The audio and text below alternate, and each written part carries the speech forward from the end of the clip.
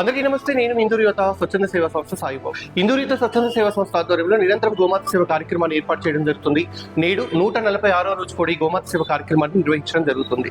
లక్ష్మీ స్వరూపమైనటువంటి గోమాతను మనం ఎంత పవిత్రంగా అయితే ఆరాధిస్తాం, పూజిస్తామో అంత పవిత్రంగా ఫుడ్ అనేది తీసుకెళ్లి గోమాతను ఫీడ్ చేయడం జరుగుతుంది. ఇలాంటి గోమాత సేవ కార్యక్రమాలు మీరు కూడా స్వయంగా పాల్గొనాలి అంటే టీం ఇందూరు యువత యూట్యూబ్ ఛానల్ సబ్స్క్రైబ్ చేయండి. గోమాత సేవ కార్యక్రమాలు మీరు కూడా స్వయంగా పాల్గొనండి.